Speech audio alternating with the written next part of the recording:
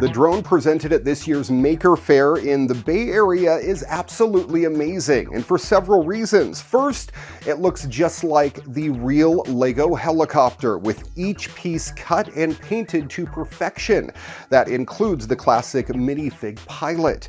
In fact, the drone actually reproduces a helicopter from a real Legoland set, the classic set 6396 International Jetport, which Woodworth says was his favorite of the Lego helicopters. But what is more amazing is actually seeing it fly. It is really weird as the rotor moves too slowly to take flight, not to mention the fact that the weight and aerodynamics of the ABS plastic bricks would never allow such a thing to fly, no matter its scale. Of course, the rotor is just for show. It even moves at the same speed of other motorized Lego helicopters. The actual lift, however, is generated by a quad rotor setup, with each rotor anchored to the studs at each end of the helicopter's legs. The entire thing weighs 4 pounds. But it looks a whole lot heavier. Other than drones, Woodworth also makes unusual submarines, like a A-Wing Rebel fighter. Woodworth told Tested that the A-Wing is part of his current submarine kick, taking Star Wars models and adding parts for underwater navigation. Perfectly made toast isn't just an obsession in Japan, it's actually a business opportunity. Over the past few years, there's been a quiet boom in the pursuit of expertly reheated bread, from high-end toasters and premium loaves to cafes catering to connoisseurs seeking that satisfying crunch. Joining the fray is the next best thing for sliced bread. A toaster designed for just one task, making a single piece of toast flawlessly. Made by Mitsubishi Electric, better known for its refrigerators and rice cookers, the bread oven hit store shelves last month, retailing for about 29,000 yen. That's about $270 US. While that might seem expensive, Japanese consumers are already used to paying top price for toasters. The popular Balmuda, which debuted a few years ago, sold for about $230. We wanted to focus on the single slice and treat it with respect, said the person in charge of technical development at Mitsubishi Electric's home appliance division. Our technology and know-how from rice cookers helped us come up with a way to trap and seal moisture. That's crucial. Balmuda's toaster uses a small amount of water to keep bread from drying out. Mitsubishi Electric's bread oven uses a different method, sealing a single slice inside a metal box and transferring heat through 2 plates at temperatures as high as 260 degrees Celsius. That's about 500 degrees Fahrenheit. There's nothing more enchanting than the perfect slice of toast, says the founder of the Japan Butter Toast Association, which sounds half-baked, but it does actually exist.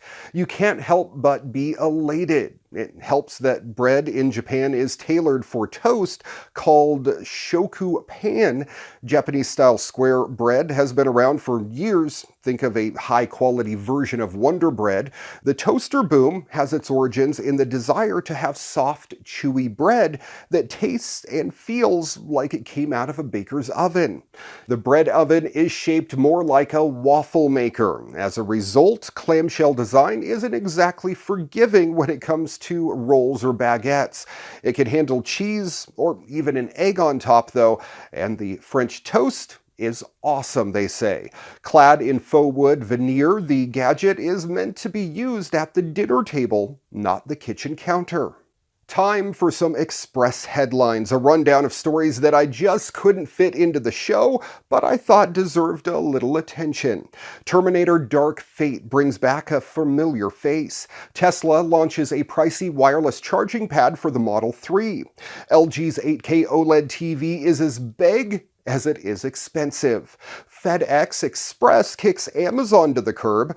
IKEA is working on robotic furniture for small apartments, and in a related story has recreated the living rooms from Friends, Stranger Things, and The Simpsons in one of their stores. MTV is bringing back Punk'd in 10-minute segments. NASA opens the International Space Station to commercial ventures. Uber's Copter's $200 flights launch in New York City July 9th. Robert Downey Jr. is basically just Tony Stark at this point. And finally, KFC now has straight-up fried chicken skin, at least in Indonesia.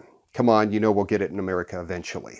And finally, happening in this week's What The?, there are plenty of wild rumors, mythologies, and eyebrow-raising stories from the long history of music, including claims that parts of synthesizers designed by electronic music pioneer Don Buchla had been dipped in LSD. But as engineer Elliot Curtis recently discovered, those claims might actually hold some truth.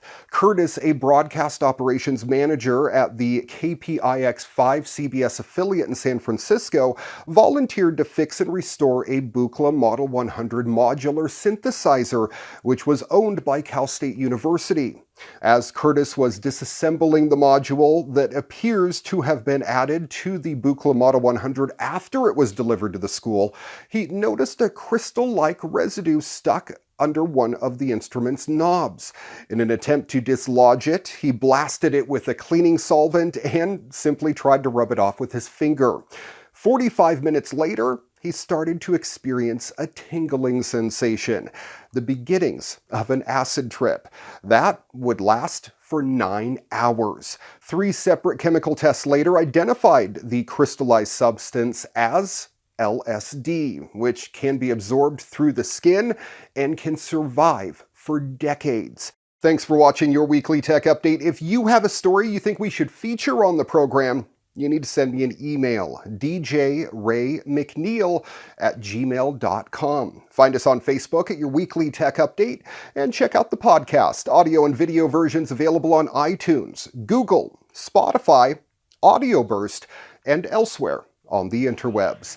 Till next time, I'm Ray McNeil. Good night, world.